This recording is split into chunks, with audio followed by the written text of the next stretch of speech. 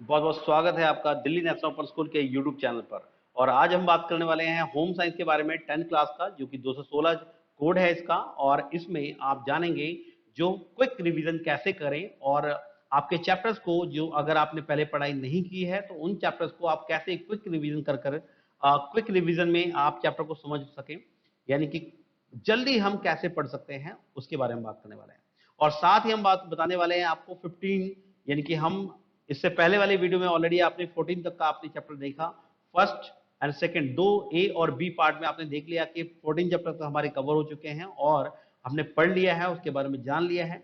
और अब हम पढ़ने वाले हैं मेन मेन क्वेश्चंस, जो मेन मेन टॉपिक जो कि हमारे 15 से लेकर के 22 चैप्टर तक के हैं। तो आइए शुरू करते हैं। और यह है 10th क्लास के लिए, ध्यान रखिएगा, होम साइंस का चैप्टर, होम साइंस सब्जेक्ट है हमारे पास। सो इसमें हमारे पास हम पढ़ने वाले हैं समय और ऊर्जा का प्रबंधन। समय और ऊर्जा की बात करें तो समय और ऊर्जा, जैसे कि आप सब जानते हैं कि हम सबके पास समय बराबर होता है, लेकिन उसके बाद में हमारे पास किसी के पास और एनर्जी जो है वो, हम सभी को एनर्जी बराबर मिलती है, लेकिन हम अपने खान पान के हिसाब से अपनी एनर्जी को आगे ज्यादा बढ़ा भी सकते हैं और मेंटेन कर सकते हैं, और कुछ लोग ऐसा ना ध्यान ना करके अपनी एनर्जी को कम रखते हैं। तो हम बात करने वाले हैं स्व जागरूकता, यानी कि अपने बारे में जानना। और अपने कहते हैं कि समय और ऊर्जा महत्वपूर्ण, किंतु समय सीमित संसाधन होता है। एक सीमित संसाधन है जो कि आपको एक सीमित समय तक ही मिल पाता है। इस इसलिए कहते हैं कि इनका उपयोग जो है प्रयोग विवेकपूर्ण, यानी कि बड़े ध्यान से करना चाहिए और कुशलता पूर्वक बहुत अच्छे से करना चाहिए, ताकि इनकी बार बार आपको नहीं मिलेगा। एक घंटे में, एक दिन में आपके पास 24 घंटे हैं, और 24 घंटे में आपको ऐसा नहीं कि आपको 25 घंटे मिल सकते हैं, आपको 30 घंटे मिल सकते हैं। तो एक दिन आपको मिल रहा है, उस दिन का आप कैसे यूज करेंगे ये आपको प्लान करना चाहिए।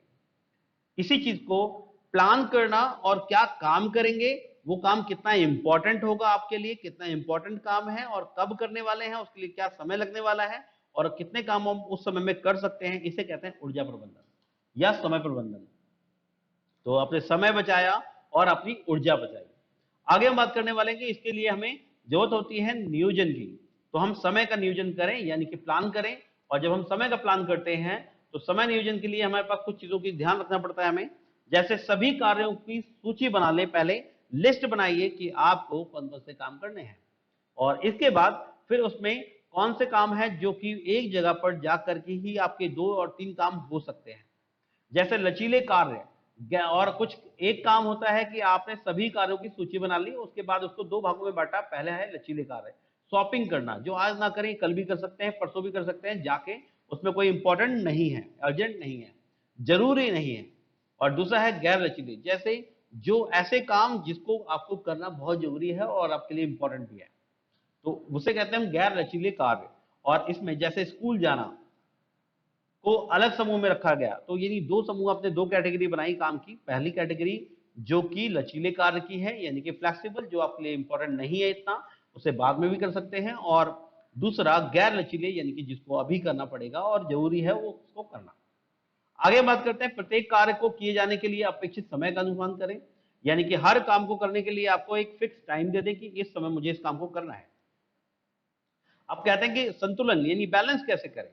तो बैलेंस करने के लिए आपको सबसे पहले ध्यान रखना पड़ेगा कि आपके काम जो है, आप जिस समय जहां जो काम करने वाले हैं, वो आपको काम करने के लिए आपका फिक्स समय दिया गया है।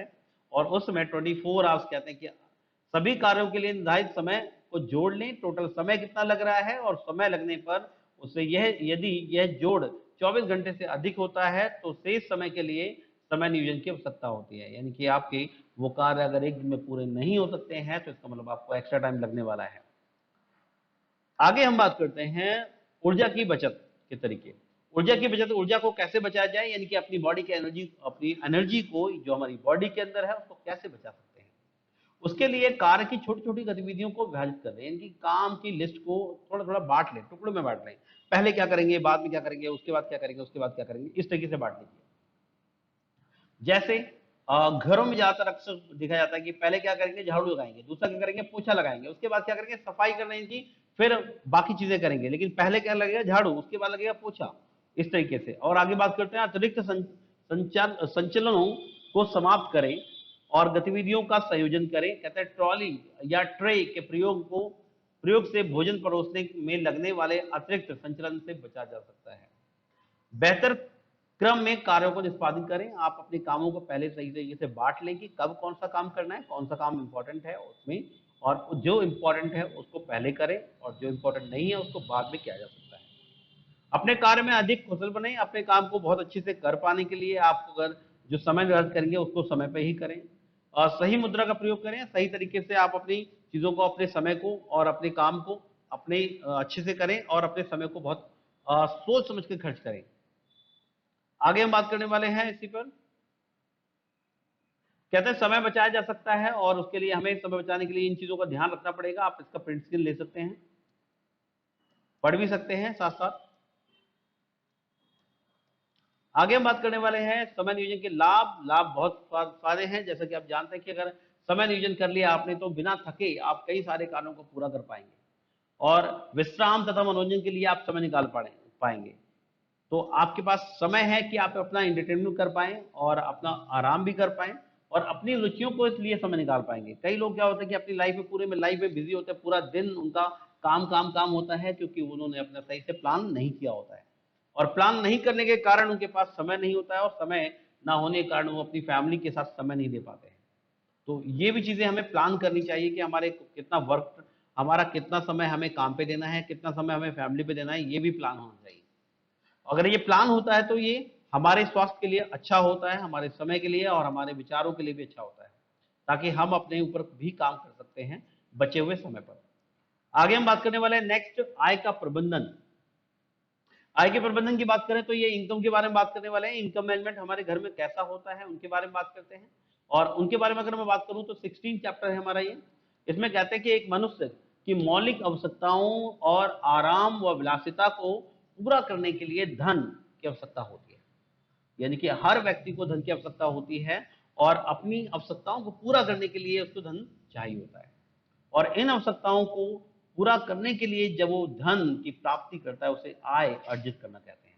यानी कि धन को प्राप्त करना, और उसी चीज को हम आय कहते हैं। आय में अगर मैं बात करूं तो कहते हैं ये दो तरह की होती है। एक तो पारिवारिक आय होती है, इनकी पूरे परिवार मिल करके जो इनकम घर में लेके आते हैं उसे पारिवारिक आय कहते हैं। या फिर जैसे परिवार के सदस्यों की आय, पहली चीज। दूसरा आता है किराया या फिर बैंकों से प्राप्त हुआ ब्याज। परिवार के सदस्यों के कौशल का प्रयोग करके, यानी कि आपके परिवार में कोई ऐसा पर्सन है जिसके पास स्किल है और वो अच्छा अर्न कर सकता है और वो इनकम लेके आता है, कौशलों का प्रयोग करके होने वाली बचत आदि जो घर में उससे बच जाता है अमाउंट। और इस पारिवारिक आय को परिवार के व्ययों के विभिन्न शीर्षों पर विभाजित किया गया है। कहते हैं कि और ये पूरा परिवार मिलकर के किन चीजों में खर्च करता है, कपड़ों पे, भोजन पे, आवासन पे, जो घर पे रहते हैं उन पर। आगे हम बात करने वाले हैं, धन एक सीमित स्रोत होता है, क्योंकि धन बहुत ज्यादा नहीं होता, धन एक सीमित स्रोत होता है, और इसलिए इसका प्रबंधन सावधानी पूर्ण करना चाहिए। यानी कि पैसे को आप सोच समझ के खर्च कीजिए, और जब पैसे को आप सोच समझ के खर्च करते हैं तो इसका मतलब ये है कि आप धन जो है, धन का प्रबंधन कर रहे हैं, क्योंकि आपको पहले अपनी एनर्जी और समय खर्च करना होता है, तब ये धन की प्राप्ति होती है। तो ये धन की प्राप्ति जो होती है, तो आपके पास सभी चीजें सीमित है, आपके पास समय सीमित है, आपके पास ऊर्जा सीमित है, तो फिर धन भी आपके पास सीमित ही होता है। आगे कहते हैं बचत बचत व्यय राशि। बचत क्या होता है? बचत वह राशि होती है जिससे परिवार अपनी भावी आवश्यकताओं को पूरा करने के लिए अलग रख लेता है। कुछ कुछ पैसा घरों में अलग रख लिया जाता है, ताकि किसी भी इमरजेंसी या किसी भी ऐसी आवश्यकता पड़ने पर उस धन का इस्तेमाल किया जा सके। जैसे अचानक से कोई बीमार पड़ जाता है, उस पर बहुत ज्यादा इलाज पर पैसा खर्च होता है, तो ऐसी चीज के लिए आपको जो पैसा है वो बचत किया जाता है। साथ ही अपना एक बजट बना के रखिए, वह बजट कितना खर्च करना है और अपनी किचन कितनी बचत रखनी है, और बचत के साथ साथ आपका पारिवारिक खर्च कितना है उसका एक बजट बना के रखिए। और बजट के साथ ही धन का उचित उपयोग कहाँ करना है, कितना करना है, ये भी ध्यान रखिए। नेक्स्ट हम बात करने वाले हैं, एक अच्छे बजट की आवश्यकता क्यों होती है? क्योंकि आय और व्यय का सटीक अनुमान लग जाता है कि घर में कितनी आय हो रही है, कितना खर्च हो रहा है और कितना हमारा सेविंग हो रहा है। और भावी कहते हैं लचीला ताकि लचीला होता है, ताकि अप्रत्याशित व्ययों को व्यवस्था की जा सके और यहाँ पे घरेलू जो घर में जो बजट होता है वो लचीला होता है, क्योंकि कई बार जो हमने प्लान नहीं किया होता वो भी हमारे खर्च बन जाते हैं। तो हमें पहले तो वो एक अनजाने खर्च या अनजानी आवश्यकताओं पर खर्च करना पड़ेगा, इसके लिए भी हमें एक बजट बना के रखना चाहिए। नेक्स्ट हम बात करने वाले हैं योजना, व्यय योजना। ये आप सभी जानते हैं व्यय किस तरह से करना चाहिए, किन किन चीजों में करना चाहिए। आगे हम बात करने वाले हैं नेक्स्ट चैप्टर, जीवन आरंभ, 17 चैप्टर।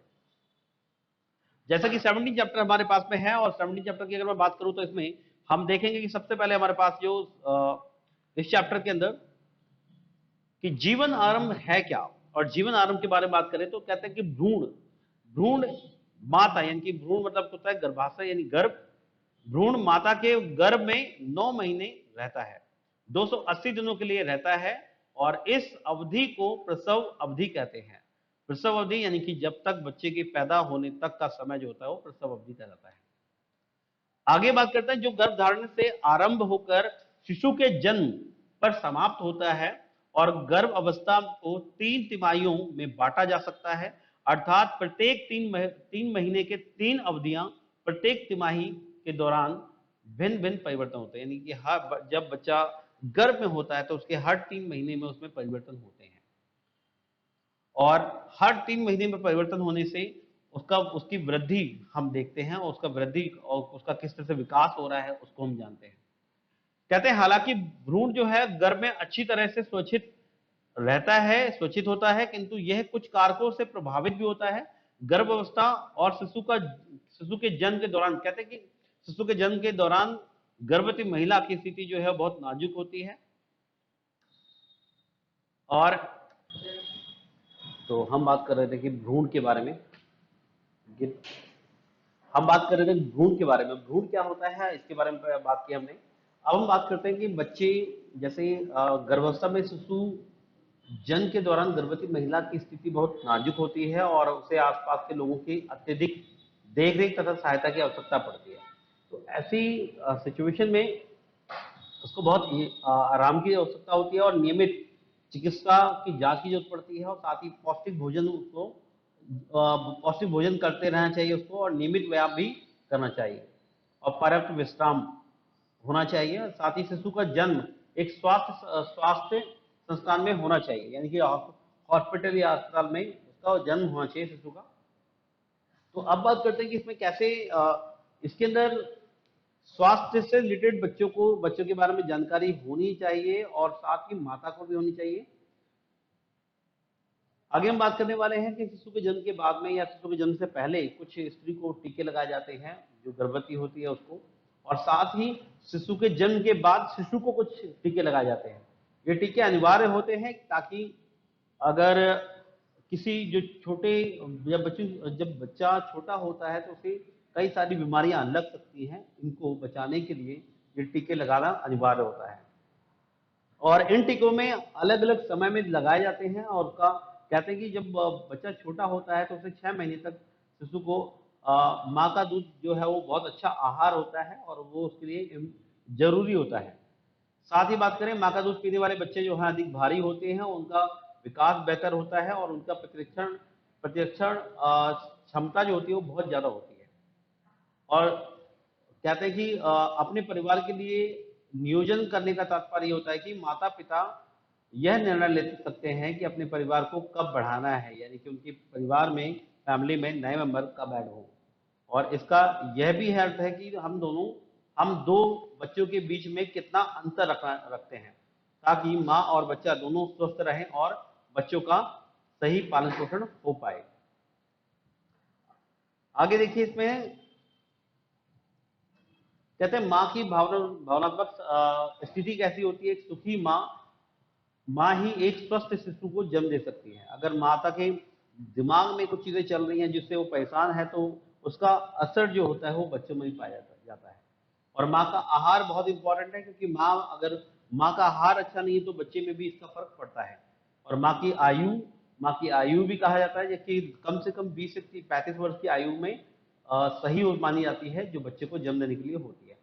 दवाइयाँ कहते हैं डॉक्टर द्वारा दी जानी चाहिए और बच्चे तथा माँ के स्वास्थ्य के लिए लाभदायक हो, ऐसी दवाइयाँ होनी चाहिए।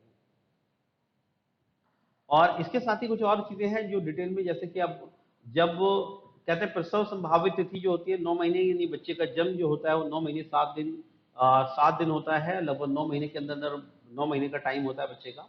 और ये अल्ट्रासाउंड के द्वारा देखा जा सकता है, उसकी तकनीकों को देखा जा सकता है, किस तरह से उसमें अल्ट्रासाउंड करके बच्चे के बारे में जानकारी ली जा सकती है कि बच्चा स्वस्थ है या नहीं है।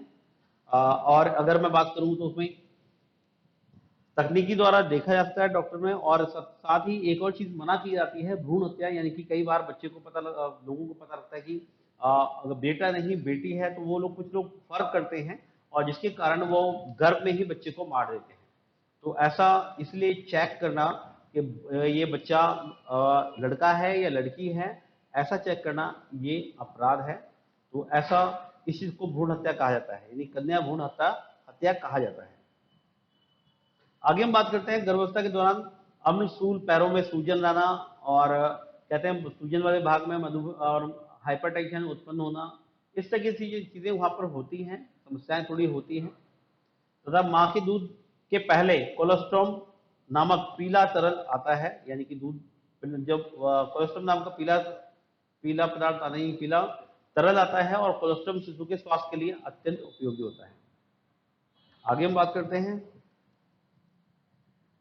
तो ये तो था आपका 17 चैप्टर। नाउ अब है 18 चैप्टर, और 18 चैप्टर में हम करने वाले हैं विकास की अवधारणा के बारे में बात करते हैं। विकास की अवधारणा क्या है, कैसे है, इसके बारे में जानते हैं। तो अब विकास की अवधारणा की अगर मैं बात करूं तो ये विकास क्या होता है इसके बारे में जानते हैं। कहते हैं विकास मतलब ग्रोथ। और ग्रोथ की अगर मैं बात करूं तो ग्रोथ क्या है, तो ग्रोथ में कहते हैं कि ग्रोथ जो है वो वृद्धि, यानी कि किसी वजन, लंबाई और वृद्धि शारीरिक अनुपात में होना ही ग्रोथ कहलाता है। तो शारीरिक ग्रोथ जो होती है वो वजन काउंट होता है, वजन, लंबाई और शरीर में उसके अनुपात अनुसार वजन होना। इसका सीधा सीधा सा मतलब ये कह सकते हैं कि उदाहरण के तौर पर कि एक विशिष्ट जो समय अवधि है उसमें बच्चा कितना बड़ा हुआ, कितना लंबा हुआ। और उसका विकास से तात्पर्य ये होता है कि न केवल शारीरिक परिवर्तन से है, बल्कि गुणात्मक परिवर्तन से भी है। जैसे व्यक्तित्व में परिवर्तन आना और मानसिक परिवर्तन आना दोनों ही इंपॉर्टेंट होते हैं। अनुवांशिकता वह गुण है जिसमें व्यक्ति का जन्म होता है, और ये व्यक्ति को अपने माता पिता से प्राप्त होता है, यानी कि कुछ गुण ऐसे होते हैं जो अनुवांशिक होते हैं, जो माता पिता से मिलते हैं उसे। इसके साथ ही अगर मैं बात करूं तो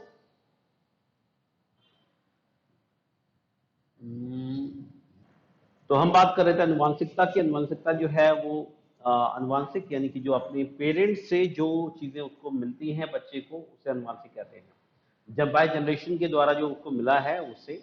और आगे हम बात करते हैं पोषण, आरंभिक उद्दीपन या बच्चों के पालन पोषण की विधि। तो ये लगभग लगभग हम सबकी सेम होती है, बट खान पान का हमें ध्यान रखना होता है।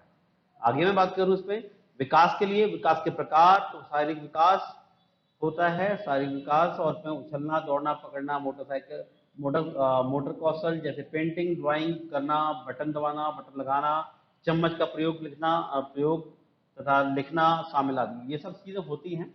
और साथ ही बात करें भाषा का विकास होता है, उसके अंदर सामाजिक विकास होता है, बाहर निकलता है, पहचानता है, फ्रेंड दोस्त बनाता है। आगे हम बात करते हैं इसको पोषण, यानी अच्छा खाना जिससे उससे उसके शारीरिक विकास का ज्यादा हो। और आरंभिक यानी कि अनुवांशिक गुण जो उसके अंदर होते हैं, बच्चा पेरेंट्स के थ्रू आते हैं। बच्चों के पालन पोषण की विधियां, जिनमें पालन पोषण किस तरह से पालना चाहिए, पोषण किस तरह से उनको खिलाना चाहिए, उसके बारे में। आगे हम बात करने वाले हैं कि शिशु के बारे में थोड़ा। तो कहता है 3 महीने के बाद में गर्दन संभालना सीख जाता है बच्चा, जब वो पैदा होने के बाद में 3 महीने से, तो इसमें गर्दन संभालना सीख जाता है। और साथ ही बात करें तो इसमें 6 महीने के साथ साथ कहते हैं कि साथ में बैठना सीख जाता है। और 8 महीने में इस सहारे के बिना बिना बैठने से शुरू कर देता है। तो ये 8 महीने के बाद वो बिना सहारे के बैठना शुरू कर देता है।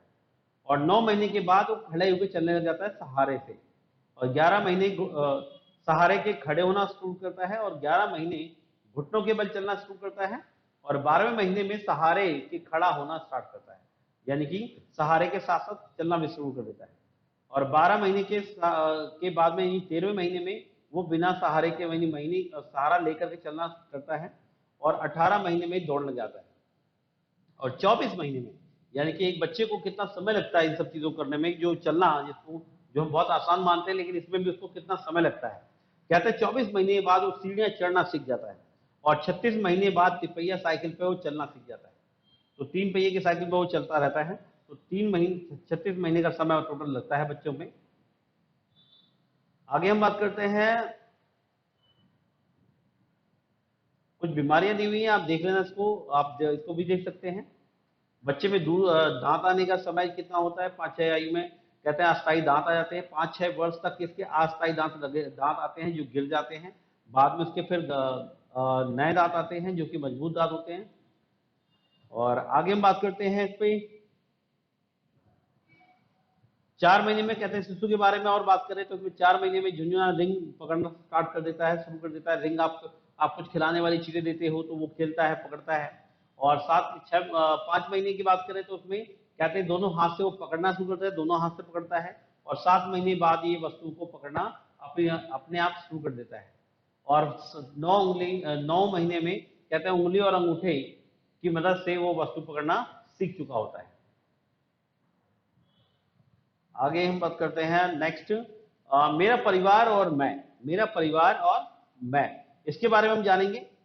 जिसमें मेरा परिवार जो है, इसकी बात करें तो एक परिवार कितने प्रकार के होते हैं? परिवार 2 प्रकार के होते हैं। एक होता है एकल परिवार। एकल परिवार मतलब सिर्फ एक फैमिली जिसके अंदर एक हस्बैंड वाइफ है और एक उनका बच्चा है, उसमें फादर मदर उनके साथ नहीं रहते हैं। लेकिन मैं बात करूं संयुक्त परिवार की, संयुक्त परिवार में पूरा फैमिली है, चाचा ताऊ नाना पापा मम्मी, उनके पूरा परिवार रहता है। तो वो होता है संयुक्त परिवार। जैसे गांव में आपने देखा होगा सभी लोग रहते हैं, लेकिन शहरों में आपने देखा होगा एक एक फैमिली रहती है, वो इसे एकल परिवार कहते हैं। उसके अपने ही दोनों के अपने अपने अलग अलग फायदे हैं और अलग अलग नुकसान हैं। आगे मैं बात करूं कि इसमें इसके फायदे और नुकसान आप इसमें पढ़ सकते हैं, देख सकते हैं इसको प्रिंट स्क्रीन लेकर के आप। आगे हम बात करते हैं परिवार में, परिवार के कार्य क्या होते हैं, परिवार क्या कार्य करता है। परिवार में जीवन को किसी भी प्रकार के खतरे से सुरक्षा प्रदान करता है। यानी आपके घर में कोई समस्या आ गई है तो पूरा मिलकर के एक साथ होकर के उस समस्या का निदान करते हैं, उस पर काम करते हैं, और अपने सदस्यों के बीच में अपने भावात्मक रूप से वो जुड़े होते हैं, और आपको सुरक्षा दे रहे होते हैं, आपको हौसला अफजाई कर रहे होते हैं, और साथ साथ मनोरंजन भी कर रहे होते हैं। कहते हैं आप आगे परिवार के संबंध हमारे अच्छे होने चाहिए हमेशा। क्या जानना चाहिए? कहते हैं जानने के लिए कहते हैं गर्भावस्था के दौरान में देखरेख करते हैं ये परिवार पे। एक साथ होने का ये बड़ा फायदा है कि अगर परिवार में कोई महिला गर्भवती है तो वो पूरा परिवार उसकी देखरेख करता है, उसकी सुरक्षा करता है। शिशु शिशु के अवस्था के दौरान देखरेख उसकी की जाती है, बाल अवस्था में बच्चे की देखरेख की जाती है, और साथ ही बड़े होने पर बच्चे की देखरेख की जाती है। तो इन सभी चीजों में एक परिवार जो संयुक्त परिवार होता है वो बहुत मददगार होता है, मददगार साबित होता है, बहुत हेल्प करता है। आगे हम बात करें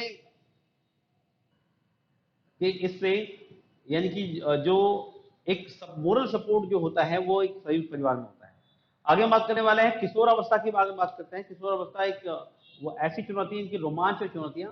तो किशोर एक अवस्था ऐसी होती है, ऐसी अवस्था जहां पर हम यंग हो जाते हैं। यंग जो एक बच्चे से हमारी जो अवस्था है, यानी जो बॉडी ग्रोथ है, वो चेंज होकर के यंग में आ जाती है। और जब यंग में आती है तो यंग एक जो एक टाइम है, उसमें एक उसको हमें बड़ा एक रोमांच होता है अपनी अपनी चीजों को करने का। तो इसके बारे में थोड़ा जान लेते हैं कैसे है। बचपन, कहते हैं कि बचपन तथा वयस्क के बीच का जो परिवर्तन होता है, इनकी आयु जो है 10 से 19 वर्ष होती है, और किशोर अवस्था की विशिष्ट आयु का आरंभ हो जाता है।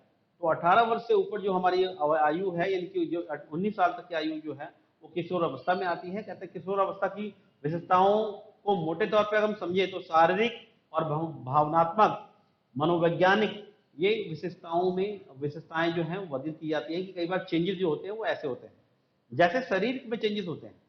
तो किशोर अवस्था में क्या होता है, यौनारंभ शुरू हो जाता है, और जिसके तात्पर्य यह है कि भाई यौन परिपक्वता की शुरुआत हो जाती है। और साथ ही मैं बात करूं इसमें कि लड़कियों में ये जो रजु धर्म शुरू हो जाता है, ये जो रजु धर्म शुरू हो जाता है, और साथ ही कहते हैं कि धर्म चक्र, रजु धर्म की चक्र की शुरुआत हो जाती है, और इसको इंग्लिश में मेंस्ट्रुअल कहते हैं। और साथ ही बात करें तो लड़कों में नेचुरल एमिशंस जिसे स्वपन दोष कहते हैं वो शुरू हो जाते हैं।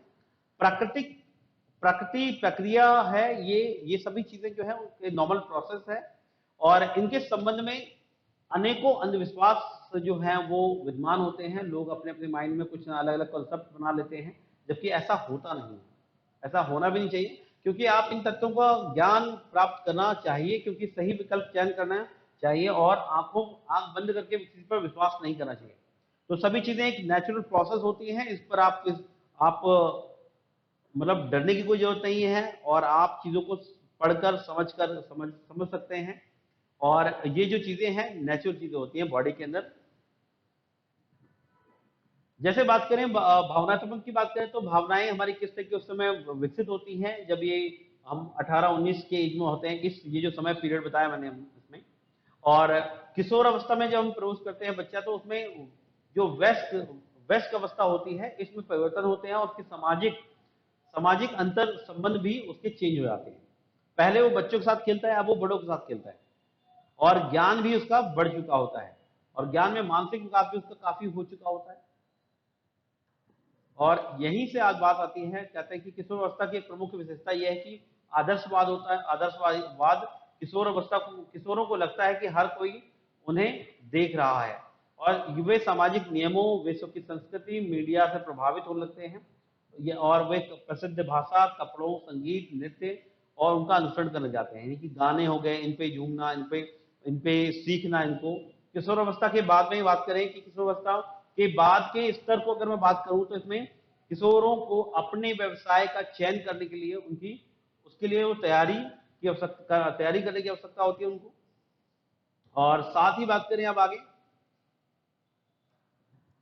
क्या क्या चीज जाननी चाहिए किशोर अवस्था में, इसके बारे में बात करते हैं। कि जैसे मैंने बताया कि 3 तरह के विकास होते हैं इस समय: सामाजिक विकास, मनोविज्ञान मनो यानी कि ज्ञानात्मक विकास, और ज्ञानात्मक विकास, और एक विकास है भावनात्मक विकास, और शारीरिक विकास भी है। कहते हैं लगभग लगभग इस समय आते आते व्यक्ति की लगभग 75% लंबाई जो है वो बढ़ चुकी होती है, 50% वजन बढ़ चुका होता है, और इसी के साथ साथ कहते हैं कि 60% लगभग लगभग इसमें लैरिक्स के विकास के कारण अवस्था की आवाज, और यहाँ पे आवाज में भी बदलाव हो चुका होता है। आवाज बदल जाती है इसमें बच्चे की, यानी जो लड़का है या लड़की है उनकी आवाज में फर्क आ जाता है।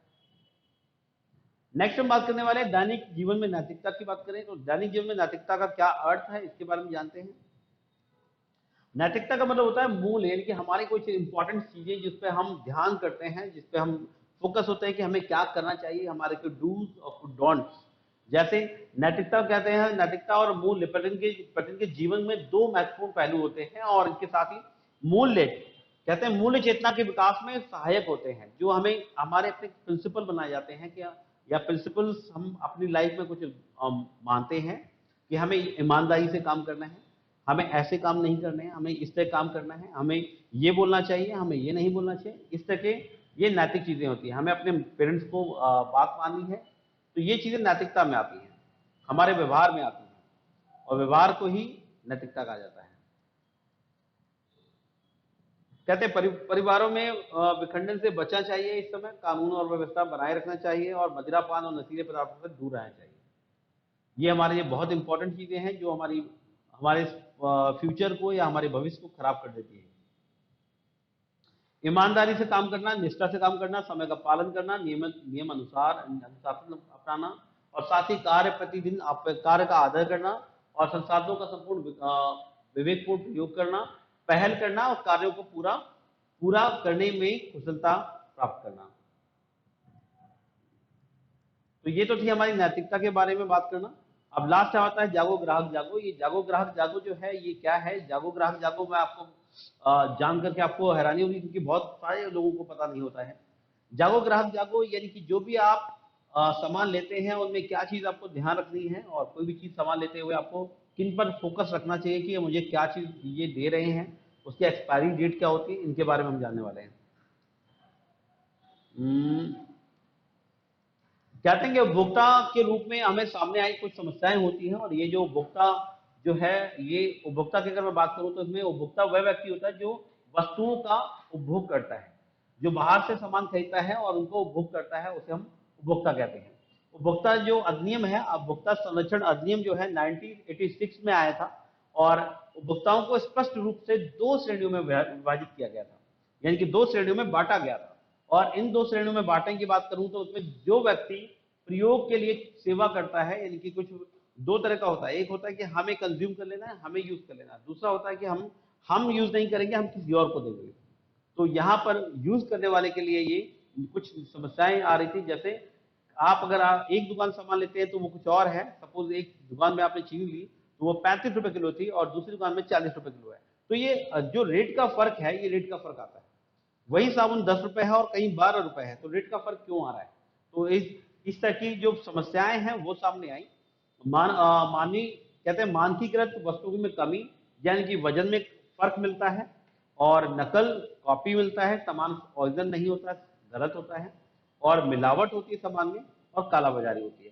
तो इस तरह की चीजों के लिए ये हमारा उपभोक्ता संरक्षण नियम अधिनियम काम करता है और जिसमें जागो ग्राहक जागो के इस चैप्टर में हम आगे बात करने वाले हैं इसमें कि क्या क्या चीजें देखें जब आप सामान लेने जाते हैं। तो सबसे पहले तो लेबल देखिए कि क्या लेबल है उसका, किस लेबल वस्तु पर ऊपर ही खुद ही मुद्रित जानकारी होती है, यानी कि उस पर क्या रेट लिखा हुआ है, उसके बारे में क्या प्रोडक्ट है, ये किस कंपनी का है, इसका लेबल देखिए।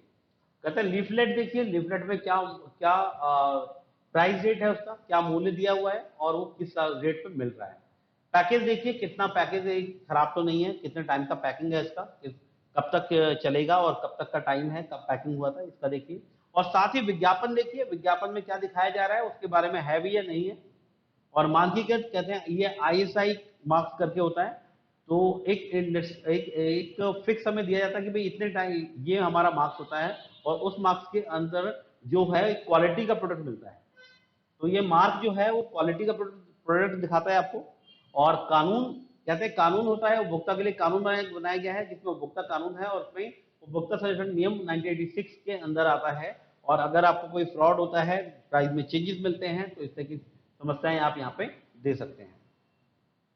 नेक्स्ट हम बात करते हैं स्वेच्छा का अधिकार। हमारे कुछ अधिकार मिले हुए हैं। कहते हैं कि स्वेच्छा अधिकार, सूचित किए जाने का अधिकार, आप बिल्कुल चयन कर सकते हैं, आप कुछ आपके चुनने का अधिकार, आपके आवेदन करने का अधिकार और आपको क्षतिपूर्ति प्राप्त करने का अधिकार। अगर आपको कोई नुकसान हुआ है तो आपको क्षतिपूर्ति की जाएगी, उसका आपको पास होना चाहिए, उसका अधिकार है आपके।